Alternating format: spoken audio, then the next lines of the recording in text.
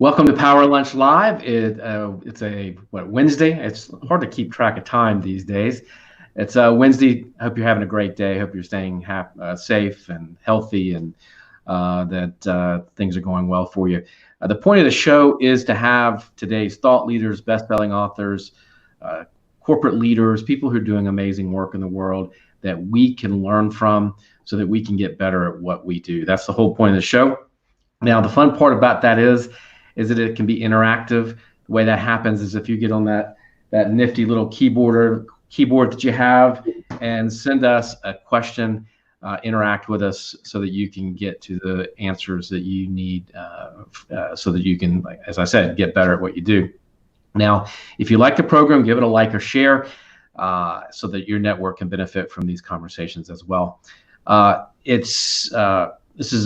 broadcast on Twitter, Facebook, YouTube, also as well, LinkedIn Live, of course. So please, you can interact on any of those platforms. We monitor those throughout the program. Now, today, it's a real pleasure. We're going to talk about decision making, and I think that this is one of those topics that's not talked a lot about, but is really critical to,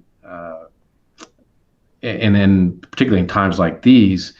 Your decision making is really, really important, and being able to make decisions fast and in a way that helps your company move forward, your people move forward, and feel safe. So we're going to talk about that today: decision making under pressure. I've got Beth Polish. Now, Beth is, her CV, her resume is unbelievable. She's the CEO of the Critical Junctures Group. She's a former director of corporate innovation and a senior vice president at Hearst Interactive Media. She was the president of Tony Robbins' Dream Life. She was the founding COO of iVillage, Inc., and CFO of Goldman Sachs Ventures. She's a trustee at the Reynolds Institute of University of Missouri School of Journalism, and also at the Grady College of Journalism and Mass Communication at the University of Georgia, Boo, Georgia. Beth is the author of The Market for Money. She's helped secure over $300 million in funding. So we may talk about that a little bit today, and see what that environment is like right now for startups. She earned her BA from Franklin and Marshall College and her MBA from Harvard Business School, and she's a fellow MG 100 colleague. Beth, welcome. Thank you so much. I'm delighted to be here, Rhett. I'm eager for a good conversation. Well, it's an important conversation because I think, people are in tough positions right now. I mean, there's a lot happening, not only with the pandemic, but with the social unrest that we have. But I want to ask you first, talk about your work. I mean, you've got this long career in the startup environment. You've got in some of these big institutions as well. You've been, you just had this great career. What is your work focused on now with the Critical Junctures Group? What are you doing? What is that work focused on now? The work is focused around helping leaders identify and navigate critical junctures. And why that's interesting to me is because words are really important. And we use words like a crisis or a pivot and critical junctures interchangeably when they're really very different. So I think we're going to talk about that a little bit in terms of decision making, because it helps if you understand the difference between them or among them. It'll help in the decisions that you make.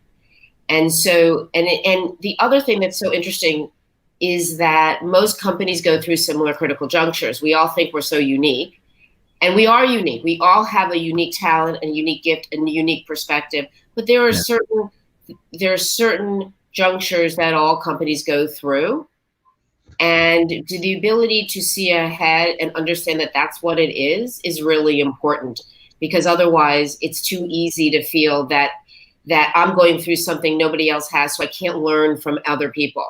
So my focus with the Critical Junctures Group is to coach leaders through identifying and navigating critical junctures.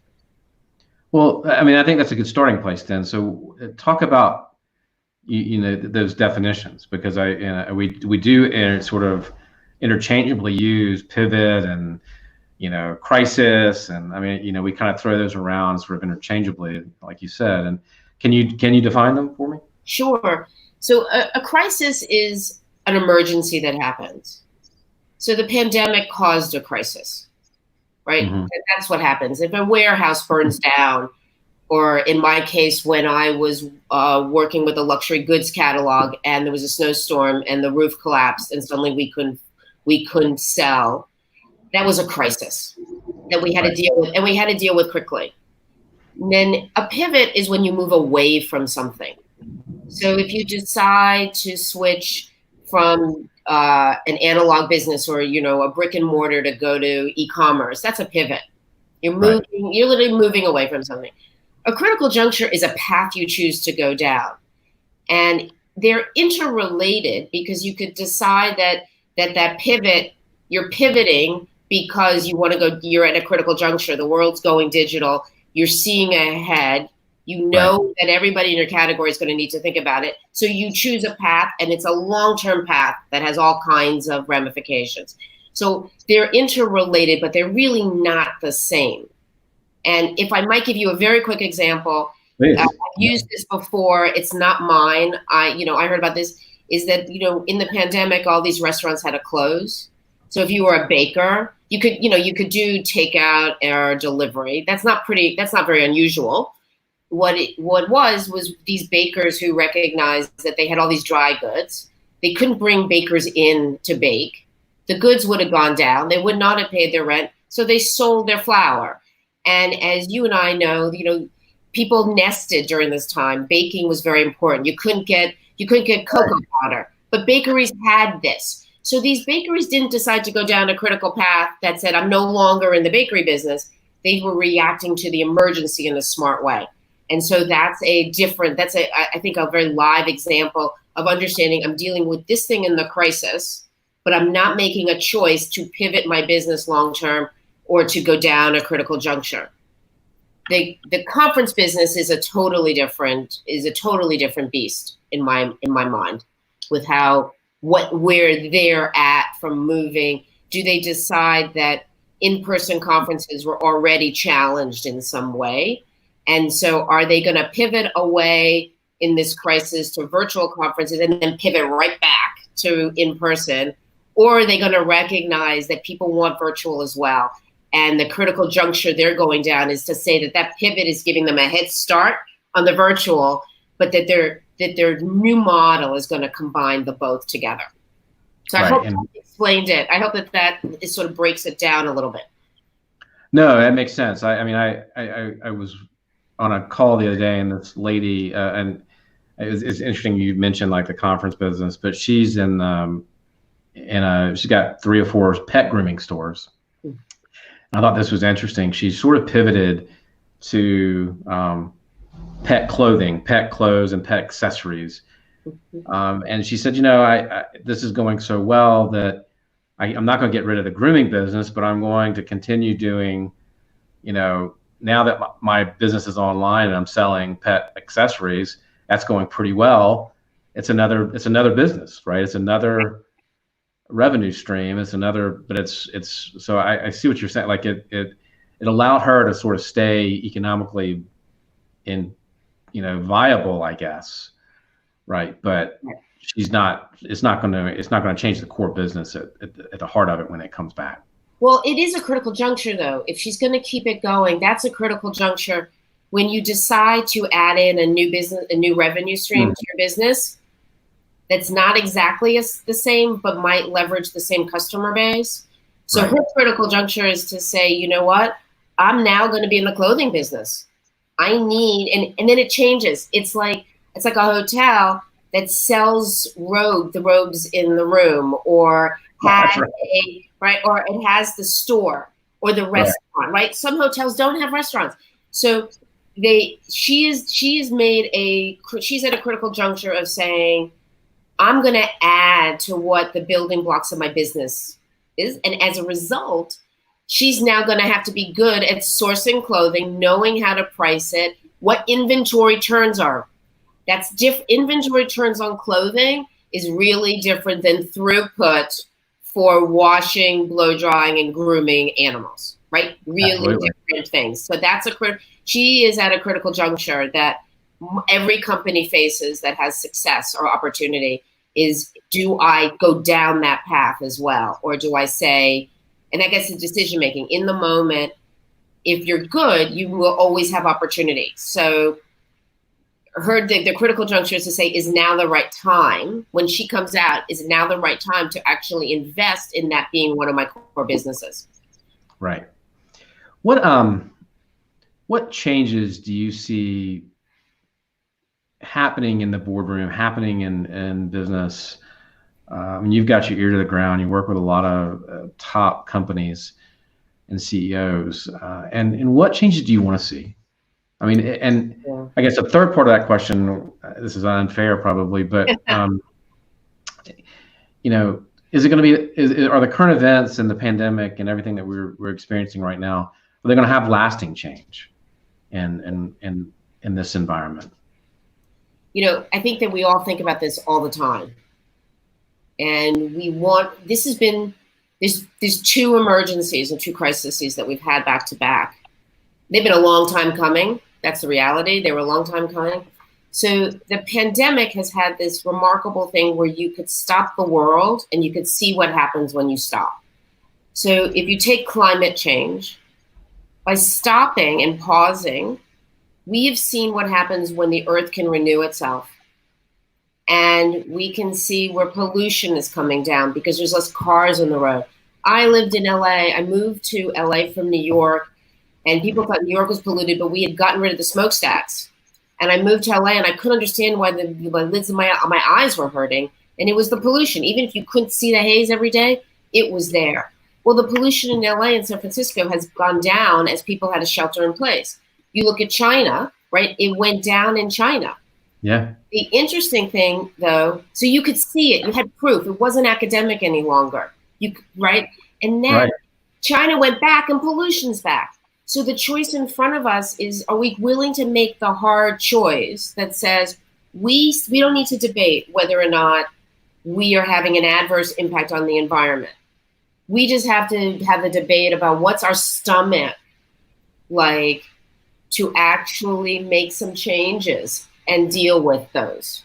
So we had that with the pandemic, and I'm not sure we have it. I think that our job is, for those of us for whom, let's say, climate change is important, we have to fight for those things. And the same thing is in business. We've seen that this inclusion and diversity has been around for a very long time, and it's this wonderful buzzword. And so you do a panel and you promise to have half the number of people on it be women or minorities, whatever your definition of minorities is. And that's a start. It doesn't really change some fundamentals for most people. So, right, it doesn't. And so, okay, so at the top, I'm going to allow women in. I care as a woman, and then I'm going to let young people in, and I'm going to let Black and African American people in, and I'm going to let Asian people. It doesn't matter. We can pick it out, right? We're going to let poor people in, right? We're going to figure out education so that right. But here's the thing. It's easy to say that, but what does it mean? Do we change the algorithms that look and screen out resumes on LinkedIn? For as long as they are programmed by men, then the CEO is making a decision that that's okay.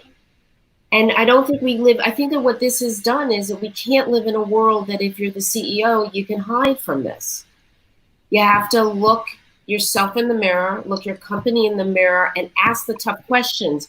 There are so many qualified people out there. Why is this the right complement to people? And this is not about quotas. I'm really not talking about quotas. I'm talking about, we have institutionalized things where we don't even realize they're happening that make it really hard for people.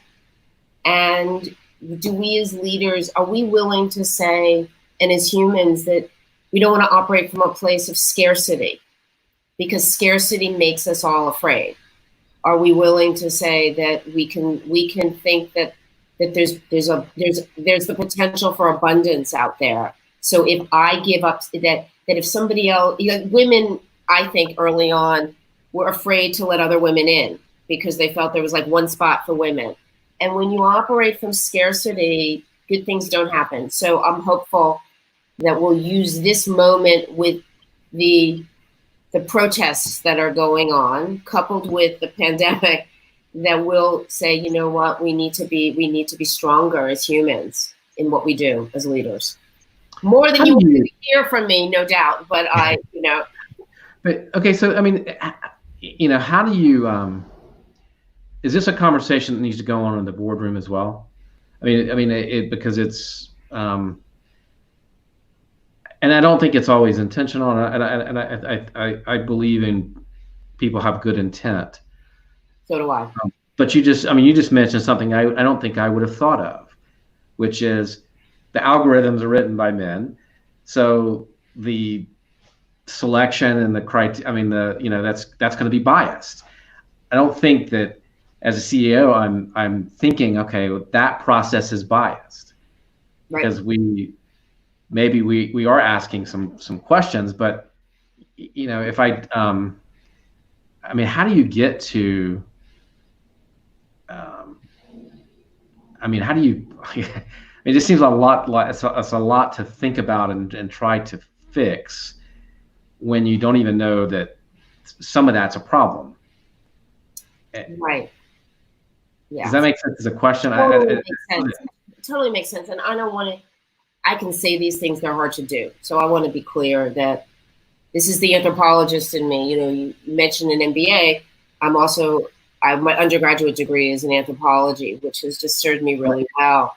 The idea of looking at the world through somebody else's eyes. So, as the CEO, especially of a large company, their job isn't to know the guts of everything that's going on.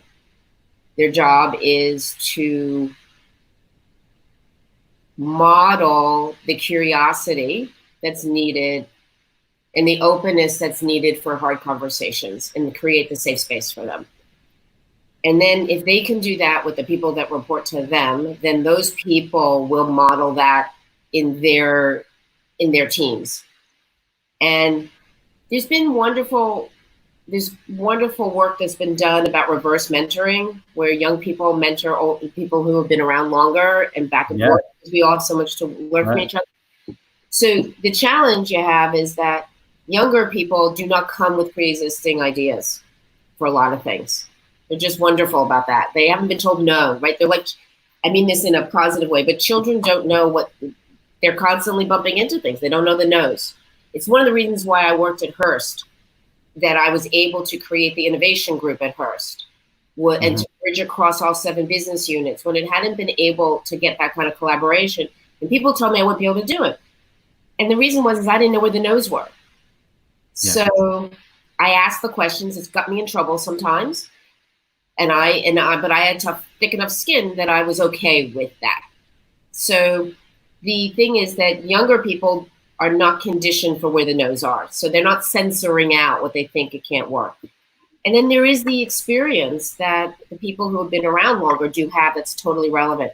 So it's about creating that cross-fertilization that could get to the question, to allow the question to be asked, why do we look this way? Why are we continuing to spit out the same answers or the same ideas? Do I need to be talking to others? And if I'm open to it as a leader at whatever level, then I might learn, something might, and I'm willing to read the world. It might click that somebody might say to me, oh, wow, we're programming this. Who's programming it? They're just programming what they know, right?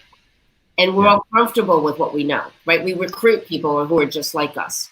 Yeah, it's easy. We don't think about it. It's unconscious. I think that's the point. It's about moving things from being unconscious to conscious. That's really important today. That's the key. Yeah. That's the key right there. Yes, right. And it's sort of putting a process in place, it seems to me, that you're constantly asking those questions. Have we made that right decision? Are we making decisions do we have a process in place to sort of catch ourselves when we do that? Right. Yes. Um, Yeah, it's really important to do that. And I think a command and control mentality is just not going to work today. There's too much knowledge that's needed, and insight and skills for any leader to feel like they have complete ownership of all the information. There has to be some way. It's like a little bit like corralling kittens or puppies. I don't mean that, and you know what I mean? Like you can't or like I was a horseback rider.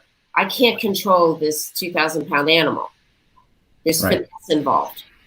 There's skill and finesse, but I can't make that animal do that. And I don't think CEOs can make companies do things. They're organisms. They're like living and breathing organisms. Yeah. But you certainly set that tone and the expectations. Yes, and you set the example. That's what leaders do. They set the tone. How do you? It seems to me like we're in this sort of strange time, and where decisions are key. They're coming at 1,000,000 miles an hour. There's a lot of uncertainty. You've been, and you work with companies that are going through change, and you've been through it in your own businesses and things that you've been involved in. How do you make decisions in this period of time with any degree of confidence that you're doing the right thing? Like, to me, it's just like that would just exponentially build my stress. I remember being a CEO and having several crises and several pivots and several critical junctures, and it was always stressful to begin with. But today it seems like it's even worse. Yeah, I think it is worse today, and that one of the challenges we have today is we have literally no firm ground underneath us. We don't know, literally no firm ground. We don't know when we're going to be allowed out. We don't know what the phases really mean. If it comes back, if it comes back and resets the clock, like with all the protests going on and everybody being together, and the idea that in 2 weeks they expect an uptick, right? It just stands to reason. And we in New York are supposed to enter phase 1 on June 8th, and none of us know whether or not we're actually going to be doing it. Like, will the predictive models tell us why bother, because we're only going to have to come back inside, right? Right. So that uncertainty is really hard. So I think that there's a couple of things. One is not making a decision is a decision. People hear me say that all the time. Putting our heads under the ground in the face of this is a choice. Now, it might be the right choice. Sometimes sitting still is the right choice. What's really important is that we recognize as leaders that it is an active choice, not a passive choice. So that's one thing. And I think that not moving has to be one of those choices in your array of decisions. Because we can't kid ourselves. It's like it's a sort of a funny story in that I did a turnaround and sold the company to TCI. And there were 400 creditors when I walked in.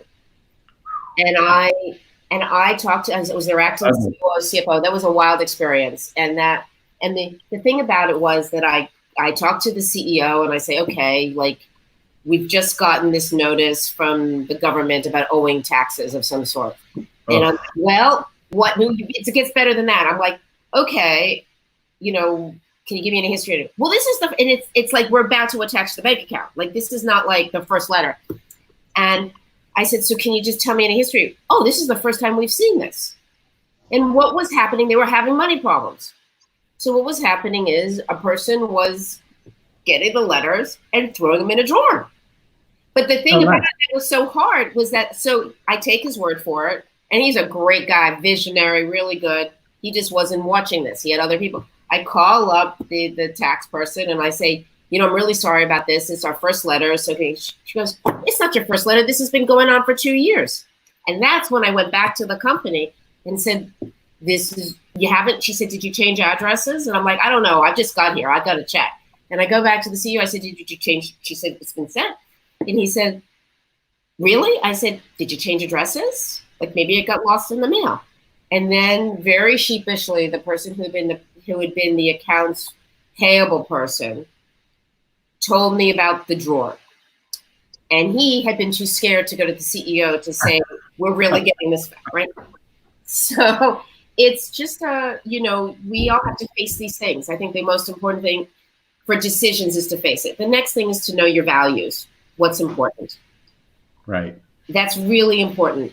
And along with that, because in a time of crisis especially, you have to walk your values and your talk. We can't separate them out. And too often leaders say one thing and what their actions are different. Another thing is to quickly get out there and get other opinions from tangential areas, because in a time of crisis like this, or where the ground is moving, odds are others are experiencing it, or their businesses are sort of like next to you or overlapping, and to learn a little bit of that. And you have to do it quickly. And one thing I've done is I do decision trees. It may sound crazy, but I will literally draw decision trees. If I'm right here and this is my question, like, do I start selling, grooming's no good, do I want to sell clothing, right? And if I say yes, I go here and I look at what goes down. And if I go no, I see what happens. And sometimes just getting it out of your head. And when I say you, it's a plural you, it's because no one's alone. And visually mapping it helps to make the decisions, because you realize you can't go down a certain path. Or if you do, these are the ramifications. So does that make sense? Is a little bit of a way of thinking about it? No, I think that makes sense. And go back to the grooming thing. She already had 3 stores full of inventory of stuff she sold in the physical store to put online, right? So she had that clothing. I mean, she had that accessory inventory already. Yeah. But it never bothered to put it online. That's right. So I think she probably, if you'd have done a decision tree in that, she had inventory, she knew the product, she knew what sold. So putting it online was an easy yes. That's right. Yes. Right. So that's probably where that decision came, I would imagine. Right. It wasn't, let me go ahead and order a bunch of new stuff that I don't know anything about and don't know if my customer is going to want it. I think I love that sort of process though of I'm a visual person. And so that visualization of that makes a lot of sense to me. I think it's also it's a time to really lean on your network, like you were talking about. Lean on those advisors, lean on that board, lean on the people that have other experience that might be valuable to that decision making. Right. I think that people also, and this is hard, I'm sort of fearless about one thing I'm fearless about is asking questions and being I pick carefully, but at the same time, I will say, like, I just don't know about something. What do you think? And I encourage people that I work with to pick up the phone and say that. And that vulnerability is okay, because the other thing I say, I used to be a speaker at a conference that was called the Women's Leadership Exchange, and we went all around the country. And I remember at the very first one, the women who were in charge of it got on the stage and said, your job today is to find 3 people you can help and 3 people who can help you. And what's so powerful about that, especially in a time like this, is that we all have, I don't care how long you've been in business, we all have knowledge that other people could be helpful to other people.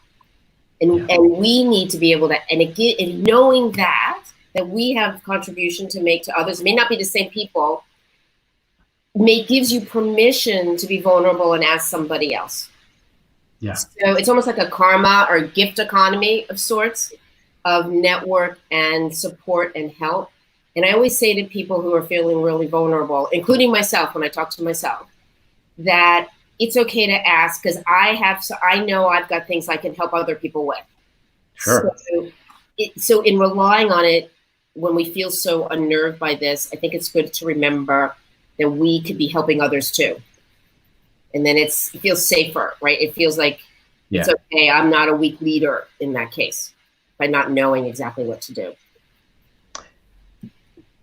We've talked a lot about this today, about sort of the upheaval and the disruption in the last couple of months, and kind of lumping all that together.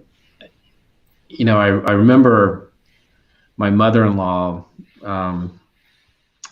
She was in business for 25 years, a very successful small business owner. And I remember her telling me when I first became an entrepreneur, she said, "Don't wear your politics on your sleeve. Don't put that out there. Don't, be neutral. She had very strong opinions about politics. She had very strong opinions about things in society, but she felt like she didn't need to sort of wear that on her sleeve and be, put a yard sign in her front window of her store." I think those times have changed, though, because to me, it seems like the way things are going in society that we have to say something and use our voice, use our platform. Just, I don't want to say pick a side, but, maybe it's picking a side of right and wrong. And I mean, what do you think about that as a business? Are we in this point now where you have to sort of say where you stand on these things? I think you do have to say where you stand. That doesn't mean you're picking a political party, though. Okay. I think that. But it's interpreted like, I mean, that the problem I see with that is it's interpreted that way, right? Yes, it is. It is. And it shouldn't be. It shouldn't be. I think that there's a few. I think that we just can't be silent on what we stand for. And at the same time, we don't want to be in our own echo chambers.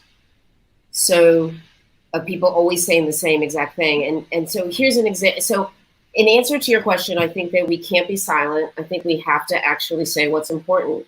So if we say Black Lives Matter, or if we say that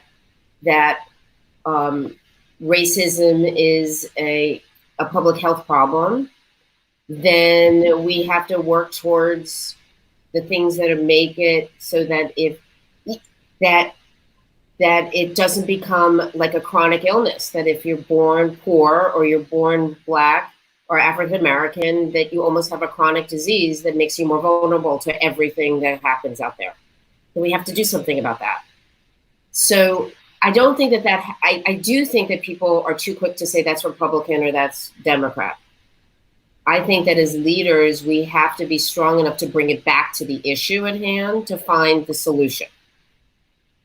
And we have to be willing to talk to people who may be politically different than us. So, for example, I feel that we have to, there's so much financial inequality. So when I raise the money, you talked about how much money I've raised in venture capital. I also have a good network. I had never done it before iVillage, and I raised a lot of money, or we raised a lot of money. And I also had a network. I didn't know I had a network, but I had a network. I didn't even know what venture capital was at the time when I did that. I have to say, I asked some questions and I got mentored on it. That right. Today, it still is hard for women to raise capital. The numbers are the same. There's just more capital, but in terms of what percentage is the same.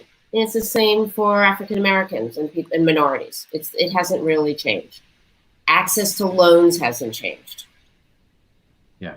Right. So and I was just having a conversation with somebody, and we don't vote the same way, but our values are the same in that we don't want the color of your skin or your gender to be a determinant on whether or not you have access to capital.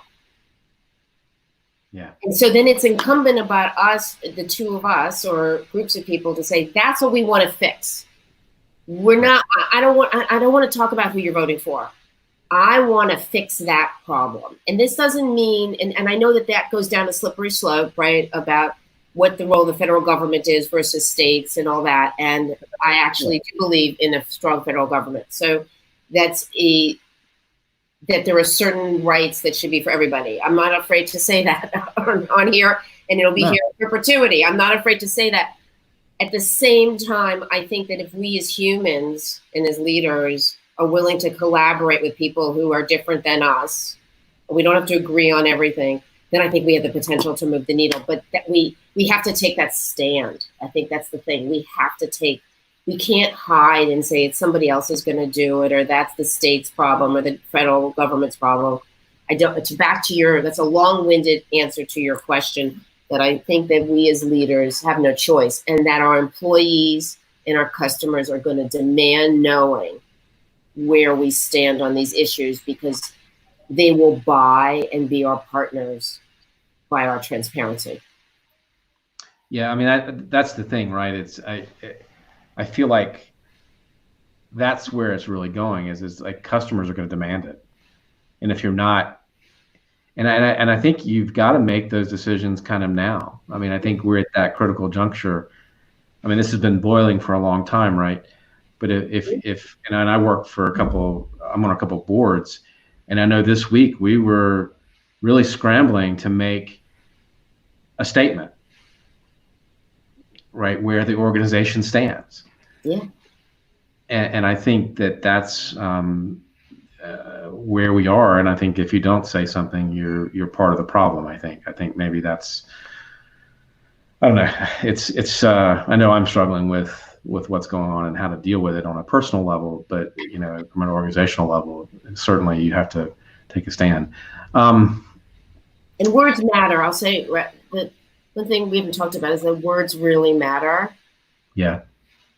Back to the thing about critical juncture versus crisis and a pivot. And when we conflate words, it's trouble. So in this situation, a protester, a rioter, and a looter are not the same thing. Right. And people use them interchangeably. They don't even realize they're using them interchangeably. And I really feel like it's all of our jobs to check ourselves from falling victim to that. Well, I agree. I think some of us do that accidentally. It's not intended, right? It's not, there's no intention for most of us, right? But I think there is some intention in some areas. I think there are some people who intentionally conflate and use them to their own benefit and their own agenda. I think most of us who are trying to sort this out in our own brain and what all this means, yes, I think we can unintentionally conflate. But the thing that bothers me is I think there is some intentionality out there with people using this for their own agenda, and not one that I agree with. But so do I. I mean, honestly, I do believe that the glass is half full, and somebody said you can always refill it, right? So there's the possibility of refilling it. But we use these words like the word elite. I don't know what that means anymore. Yeah. Like, why is it that it's okay for one person to have gone to a certain school and this other person went to the same school? What makes one an elitist and one not an elitist? I don't know. And I feel like there are these words that are so divisive, and they're used, to your point, on purpose. And I've started having the courage to call people on it and say, like, what do you mean by that? Are you, like, what does that mean when you say that? What does courage mean to you right now? What is a every day? Or what does courage look like, you think? And do you feel like you've had to be courageous throughout your career to get where you are? I don't know that I thought about it as courageous, even though many people said to me, like, you did that? Like, why did you think? And I'm like, it's not like I'm a journalist going into a war-torn country. Like, I did not put my life at risk. Right. Right. I mean, let's make it real. I mean, okay. Fair enough. I did not put my life at risk. And I struggle with people tell me I'm brave or courageous, and I don't understand necessarily. I think part of courage is speaking truth to power. And I've been that's a place where I've been courageous at times in my life, is to do that. Like when I think something's wrong, I say something. And I do it in a way where I'm coming to the table with ideas for how to fix it. So I think that's, so I suppose I'm courageous that way. You know, in retrospect, I made some career choices that people thought were kind of nuts at the time. What I do is I have in my own brain my rubric for how I think about things. So I want to hear. So I share, this is my share. One is that I try to look at whatever the opportunity is holistically and say, I look at trends to say, and I don't have to do tons and tons of research. It's not about becoming a consultant or a banker and doing the research. But when you're confronted with something, you need to understand the pieces. So I do my homework in asking a lot of questions to understand the pieces of it. And then with that, and then I try to relate it to other things to understand whether it makes sense to me. Like, and sometimes I get answers from people that I don't want. Like I really want to do something, and I learn that it's really not the right thing to do. Another thing that I do is I want to work with really good people. That doesn't mean that they're going to, and I don't want to work with people that we only agree with each other. I want to work with good people because as an investor will always tell you, they'd rather invest in a B idea with an A team.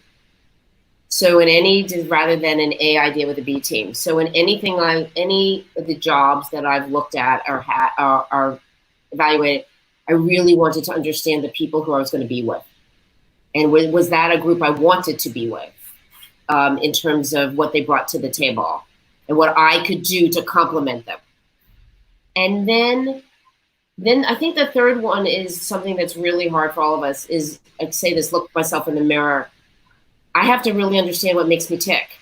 So, and at different times in my life, different things have. So do I want to be inside of a company and not have the freedom of making all my own decisions, even, or small teams? And what I get for that is I get a certain amount of security, whatever it is. Am I willing to make those trade-offs? It's a little bit the decision tree, the plus and minuses. Because if you go off on your own, you have to be your own boss, and you've got to tell yourself to get to work and get up. And you didn't do a good job today. So I think the final piece is, in any moment, I made a choice also about what was right for me at that time in my life. And then to say, most decisions you can shift. Nothing is forever, especially now when it comes to careers. Right. So those are the three things that I do. And I have had a situation where I got to the job and said, what the heck did I just do? I knew within 2 days I had made a mistake. Wow. And, I made a shift. I focused in on what I could do. I stayed 3 months. I took care of something. And as a matter of fact, what's not on my resume is something that I did right before I started with the Dream Life with Tony Robbins and Allen and Company.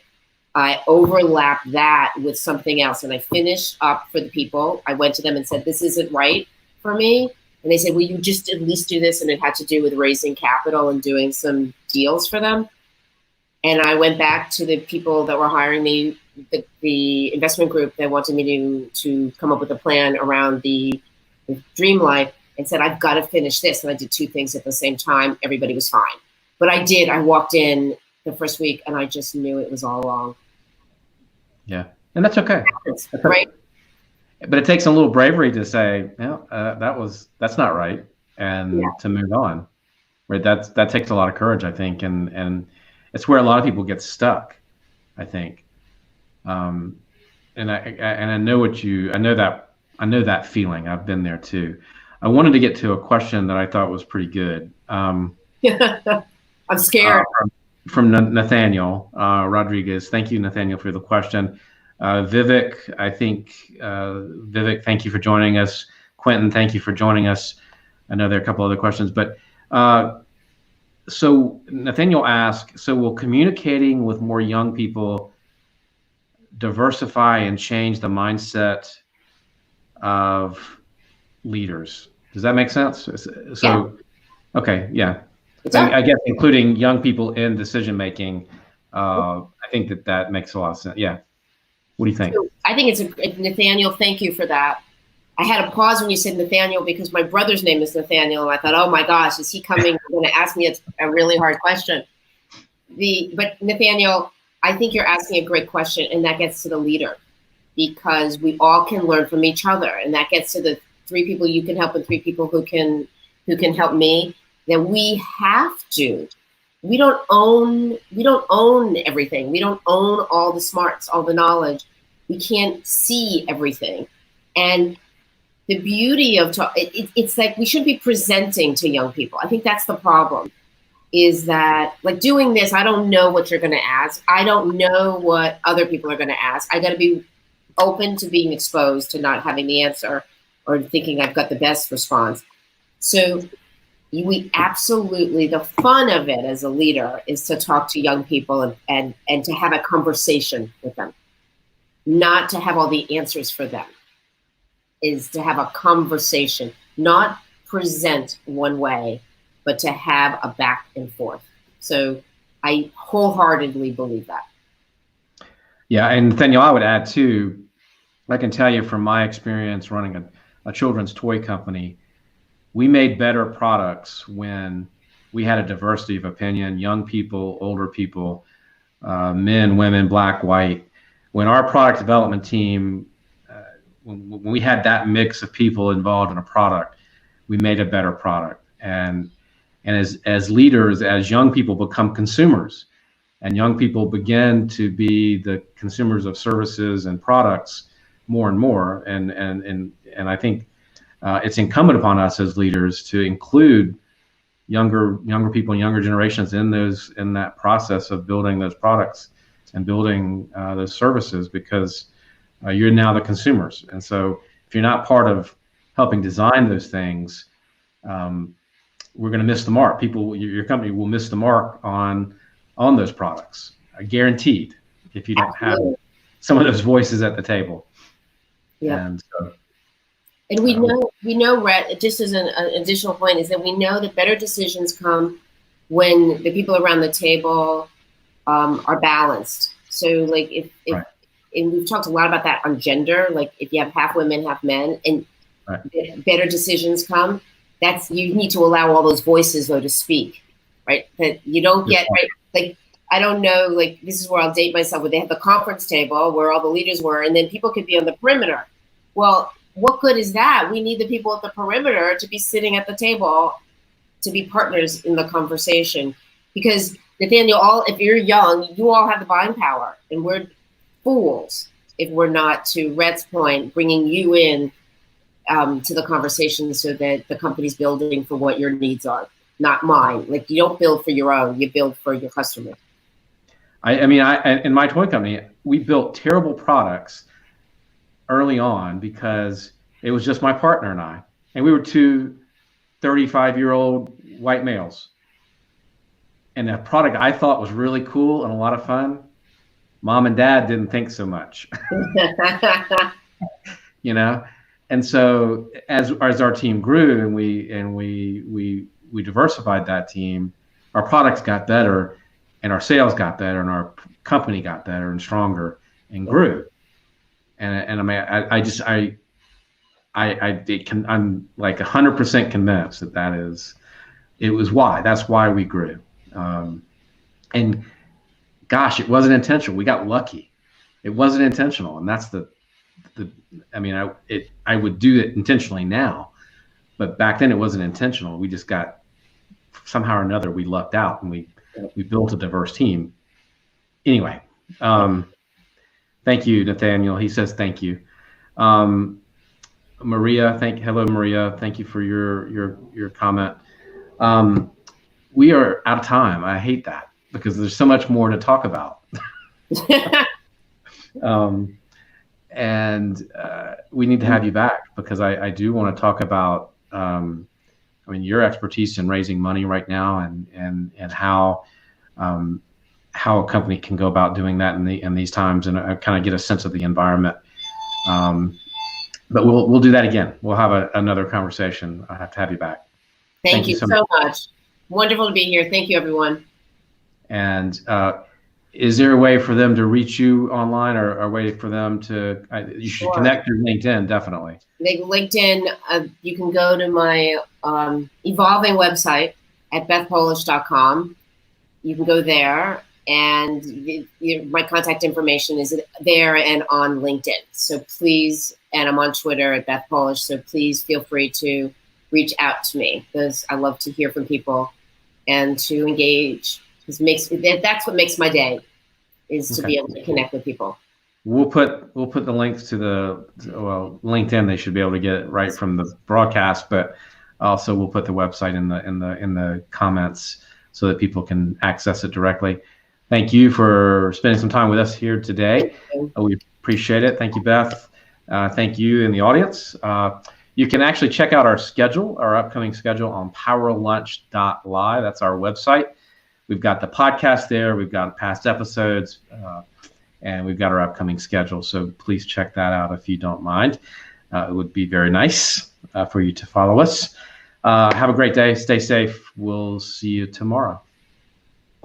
Thank you.